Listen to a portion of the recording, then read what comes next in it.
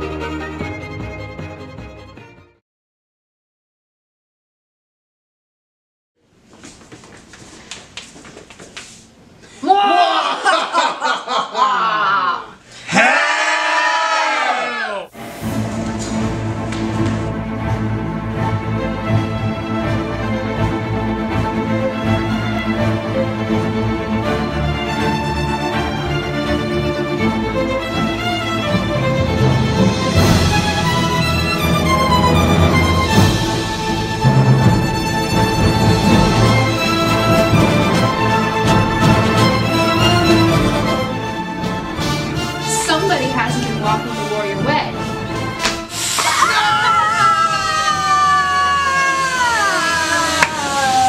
Spider-Man, how can we ever thank you?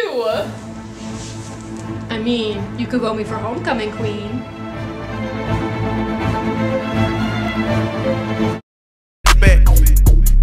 Them AMG 63s.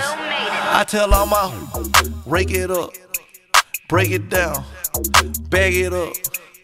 Bag it up, bag it up, bag it up, bag it up, bag it up, bag it up, rake it up, rake it up, rake it up. Alright, bye guys. Hey guys. Was like, baby, baby, baby, oh, like, baby, baby, baby, no, like, baby, baby, baby, oh. I got 1, 2, 3, 4, 5, 6, 7, 8 M's in my bank account. Yeah, in my bank account.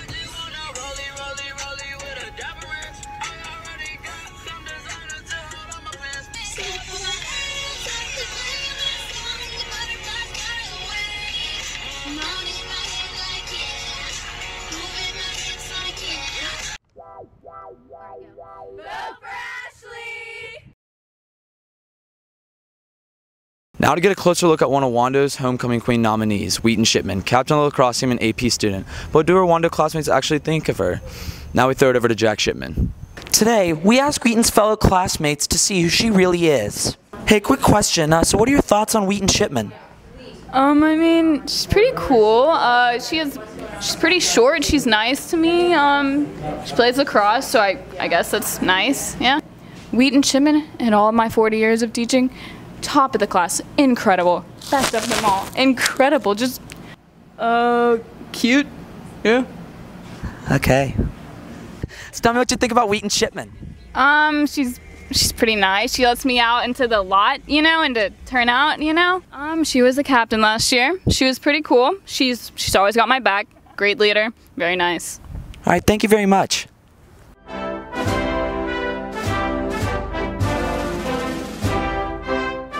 Well guys, I think it's about time we vote for the homecoming court, considering this is our very last homecoming dance as seniors. Ooh, Savannah's still a junior. I'm gonna vote for Taylor Swift. You know, Miley's had So a rough, good. Miley's had a rough couple of years. I'm gonna vote for Katy Perry.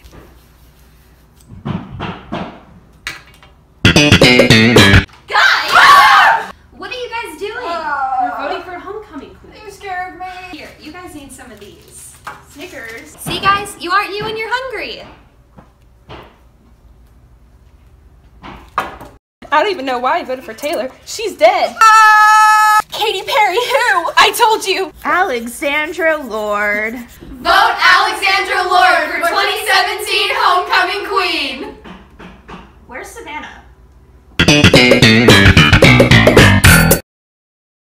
So you want to know why you should vote for me for homecoming. And here's the truth. I will always have respect for the other nominees. But some battles, you have to face alone.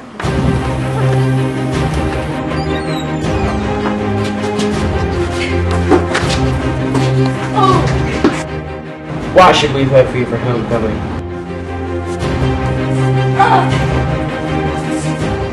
Why? I just wanted to. I don't know. That's it? Why go through all this trouble to make a point? Well, you gotta admit, fight scenes are pretty cool, and that's what I'm about. Plus, I figured people are kind of tired of seeing why you should vote for me for homecoming videos anyways. I don't even go to Wando, so I'm not going to see the videos. You came! Yeah, I had some free time, so I thought I'd come save you.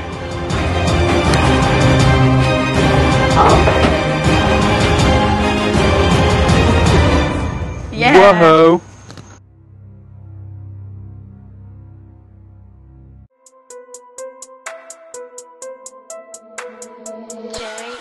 On the button. on the button. Hey. Said all y'all students, y'all can vote for me. Y'all know I'm the queen. Now let me see all them votes. Say all y'all students, can y'all vote for me for homecoming queen? Savannah, right? That's the name, so y'all gotta get that right. It's W-R-I-G-H-T, but I'ma let y'all sip y'all tea. I'm a senior, it's my year, so y'all gotta vote for me. Look, said I'm a senior and I'm running for Hoko queen. Savannah, right? And I'm running for Hoko queen. All those other candidates don't do it as bad as me. It's 2017, it's my year, so y'all gotta vote for me.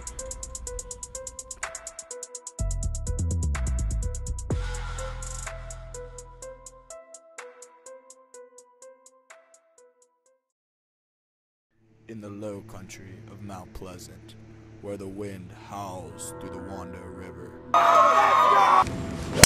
In the center of it all stood the Wando Stadium, where God's creatures erupted to the sight of Alex Pavosa.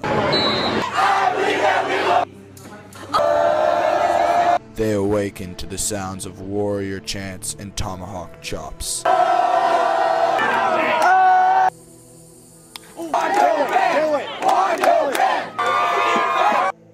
On Friday nights, when the lights shine bright, these animals are released from their cages and flood into the Wando Stadium. At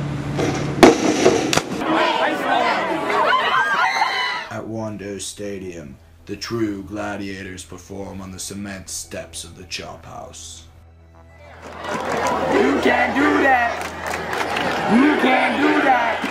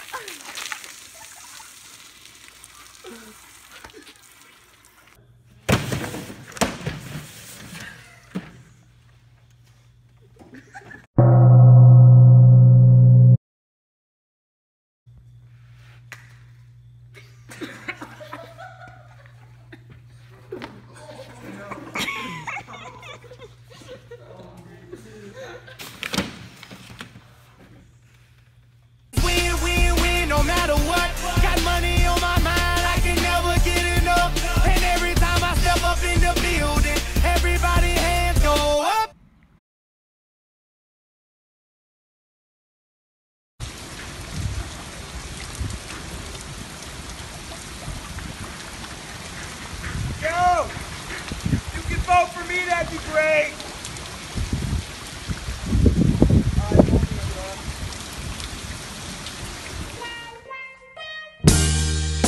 I've been really trying, baby.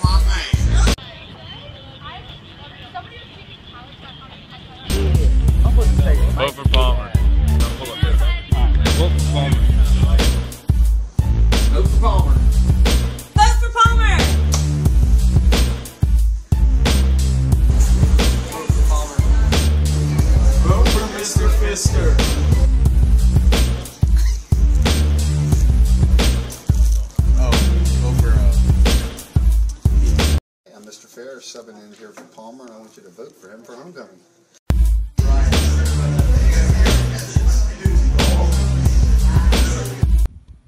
Hey, so why do you think Ty should be homecoming king?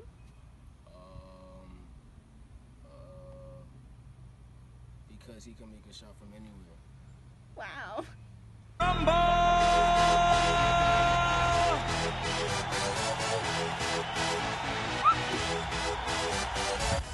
Excuse me, sir.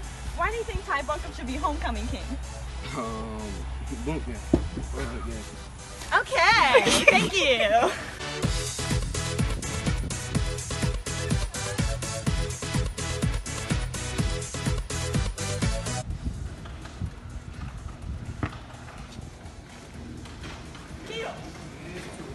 Why do you think Ty Buncombe should be king? Because he's a good person and he's cool. Amazing.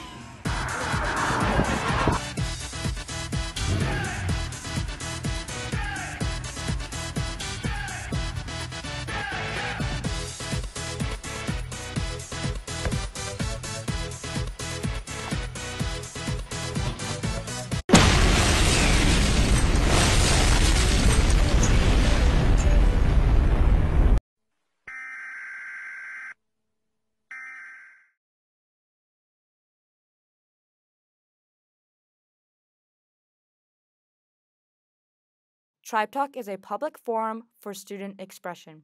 The students make all content decisions which do not reflect those opinions of Wando High School or Charleston County School District. What's up, Wando? I'm Valerie Hewen. And I'm Alex Bavosa, and welcome to this year's first episode of Tribe Talk. This week we'll talk about Hurricane Irma, the repeal of the DACA program, and this year's dress code policies.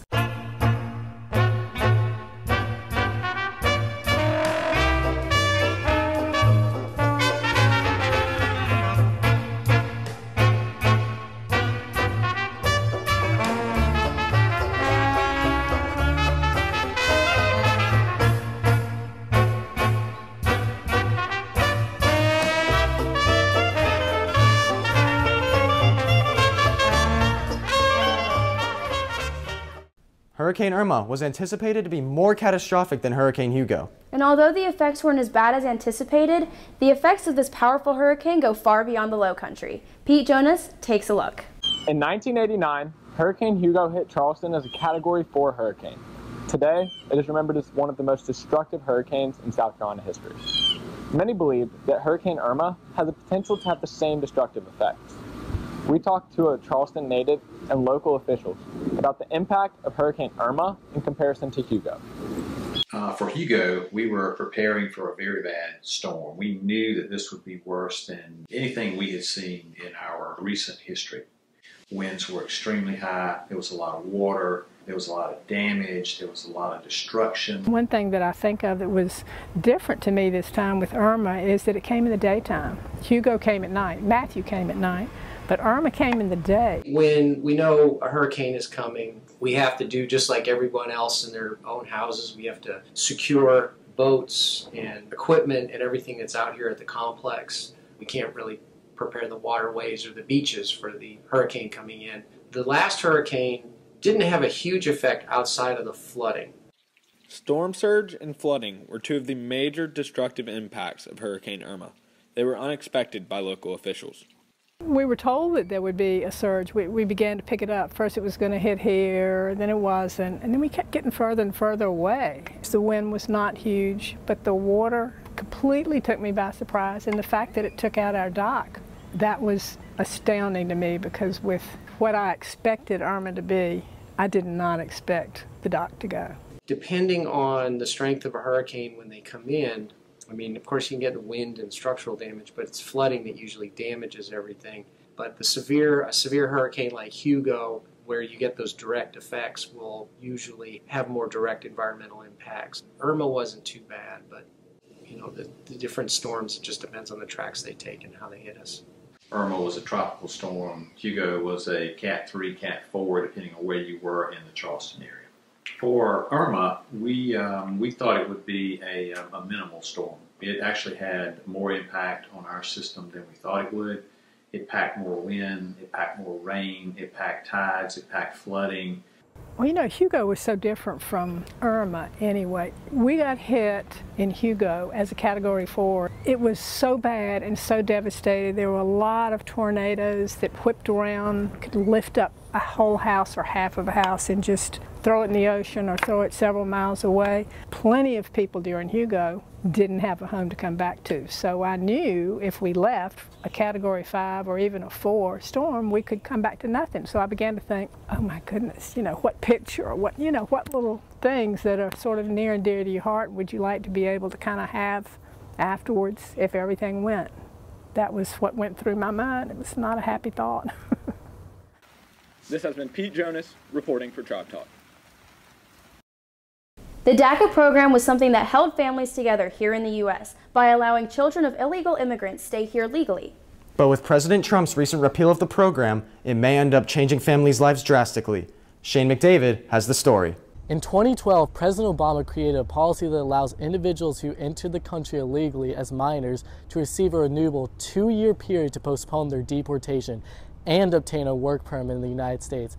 Currently, President Trump is in the process of repealing this policy, affecting many children who are considered dreamers. What DACA has done for students and for the youth that it is there to protect, I think that what it's done for them up to this point is given them an option to do things the right way.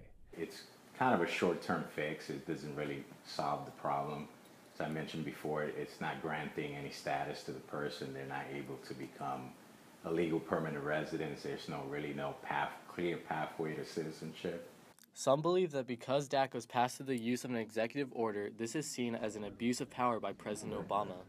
So, you know, the reason for it being repealed is it came about through an executive order instead of basically Congress, you know, taking this on and creating a law that allowed some sort of pathway to status or legal residency or even citizenship for these people.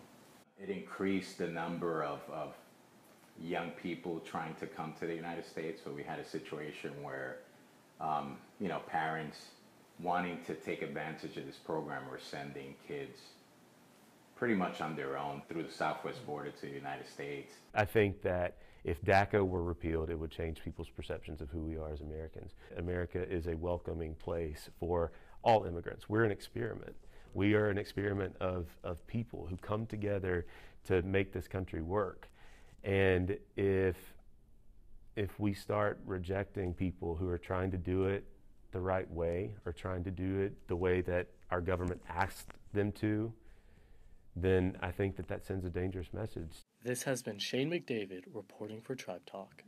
On Saturday, August 12th, a Unite the Right rally turned chaotic in Charlottesville, Virginia. The riot consisted of two main groups, white nationalists and anti-fascists.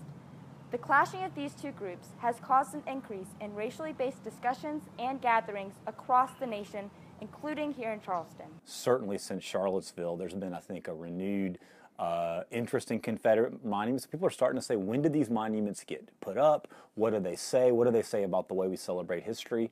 And I think a lot of communities, when you sort of move beyond when people are just yelling at each other. Take Charlottesville, for example, and here in Charleston, a lot of communities are having thoughtful discussions about how we're going to remember history. In order to protect the future, you have to tell the whole story for the present. It's because you have too many people who are looking at those statues and only see one view of it. And that can be mislead people to do different things and evil things like Charlottesville. I think there's some really interesting options. One is to do nothing and leave them like they are. One is to rip them down, whether they rip them down in the middle of the day or at night sometime, or violently. And the other is to do what John Tecklenburg, our mayor here in Charleston, has talked about, which is recontextualization. And so you might have the Calhoun statue, but maybe you'd say, look, let's say a little bit more about Calhoun, tell the full story, talk about some of his views related to white supremacy or secession, and not just sort of put him out to be a hero, but talk about both the good and bad. You don't have a real conversation until you tell the truth. And that's the issue. We need to tell the truth, the good, bad, and the ugly, not just have a statue sitting out there and people believing one thing and not. So that's why I think adding to adding to these statutes that exist in Charleston will tell the truth. And the truth is what's going to makes a better present and a better future for this nation and for young people like you. This has been Sydney Register, reporting for Tribe Talk.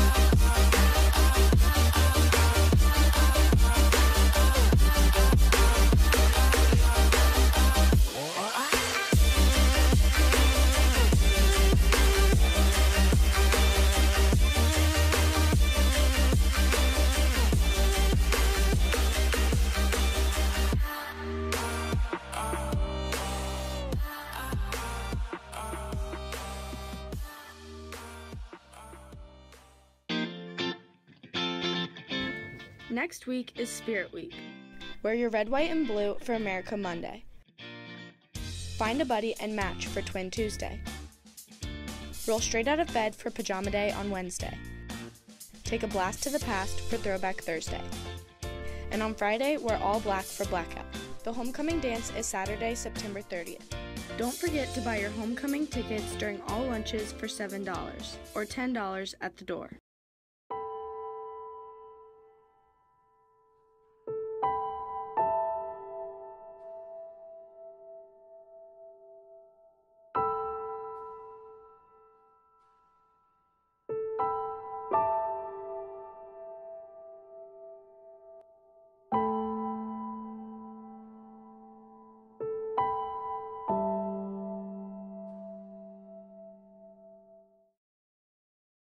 Check out Warrior Radio, the official Tribe Talk podcast. This episode, we cover the Wando mascot controversy, the new tardy policy, and the rapid growth of Mount Pleasant. Head over to the Tribe Talk YouTube channel to view the first episode.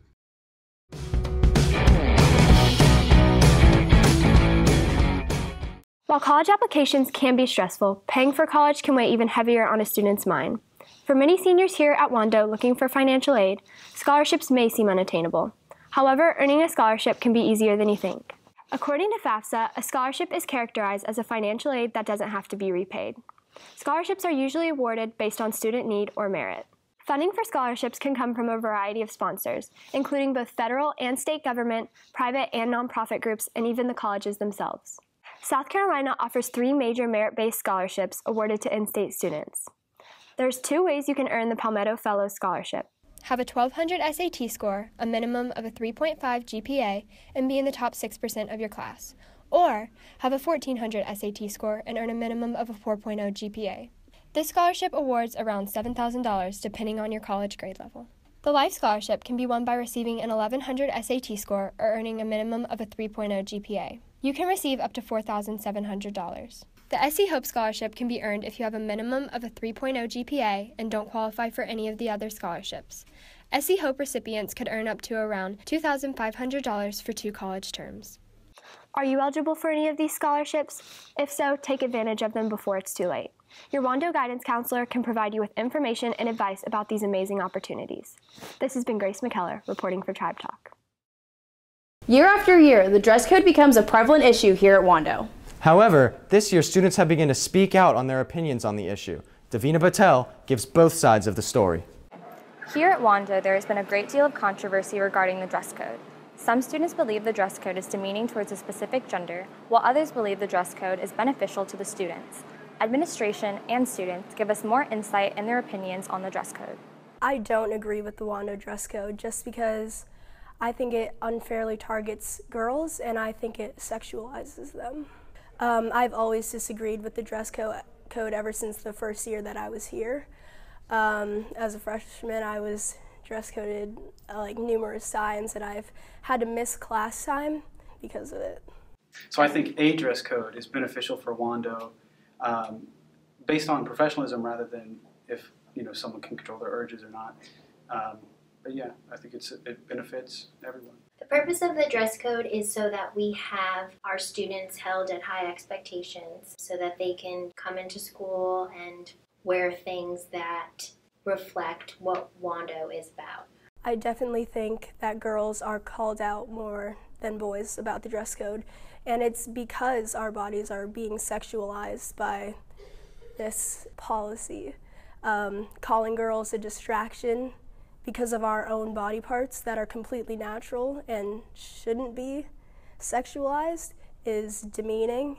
It is sort of true that some girls are held responsible, but also if we're going to be mentioning that issue, I think it's also immature to not acknowledge that boys are going to have more like a harder time controlling urges than girls will. So it's it's immature not to acknowledge that, just as the way that boys have to acknowledge some things that girls have that we don't. We're not really focusing on just girls. We have a lot of issues with dress codes with boys as well. We're not asking kids to wear long pants and turtlenecks. We're just asking them to dress for success every day. This has been Davina Patel reporting for Tribe Talk. A lot of kids have dreams of either becoming a musician or a songwriter, but nobody really knows where they start. Zach Green, a senior here at Wando High School, has started a record label company, Plastic Mountain Records, and has signed various artists throughout the community. We take a look at what Zach is doing to the music scene. Plastic Mountain Records is this label I started with a couple friends who, I knew they were making great music. Some are forming bands, some are writing really great songs, and so I kind of wanted to create a locus for all these kids that were making this great music to come together and to be able to put that out there. Liquid Void, they're this awesome group of guys that make some face-melting jam band music. Never Any Ordinary, this great punk band made up of mostly queer performers, which is really cool. Local Honey, these two girls from SOA, they really make some super awesome kind of folky, for lack of a better word, roots music. Zach Green isn't the only one making a name for himself in the music scene. His brother, Alex Green, is a serious DJ and has DJed at multiple events, including the Wando Semi-Formal. Well, my brother kind of started this, and he started throwing these shows and asking me to help him out with some things, and so I've helped him with a lot of Plastic Mountains merch, and just printed some t-shirts for them, and also whenever they need help with some audio and music and sound for their shows, I can help with that as well. Recently, for the Color Your Ear show, I'm DJing for FWA, just playing their music for them and helping with the sound for that show. A few years ago, I started kind of liking the EDM and electronic dance music, and so I started just kind of getting into that genre and trying to figure out how I can start doing that by myself. I think there's definitely a finite end to this project, but we're just going to make the most of it for the time being because there's this incredible moment in the Charleston music scene happening right now. This has been Alex Bavosa reporting for Tribe Talk. I'm just the same old revolution. I'm just a figment of your imagination. So what's it gonna be?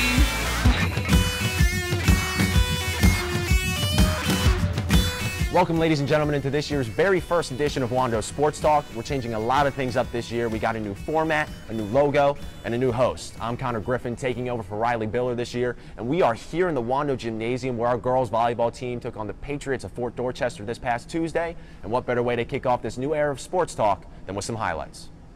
Now, the Warriors were coming off a very impressive showing at the Tournament of Champions this past weekend at Dorman High School, and they definitely carried that momentum over into this one because this game got real ugly real fast. Starting off in the first set right here, Karen Majewski sets it up to the Syracuse commit, Keegan Andrews, and she spikes it home. The Warriors went up 17-2 to start off this game, and that run was ultimately highlighted with this play right here. Keegan Andrews again, this time right to the face. No mercy on behalf of Keegan Andrews. The Warriors win the first set 25-5. Second set action right here. Natalie Bond with the great dig. Bryn White here goes out of the frame to retrieve this ball, and it's Allie Claire John who hits it back over the net.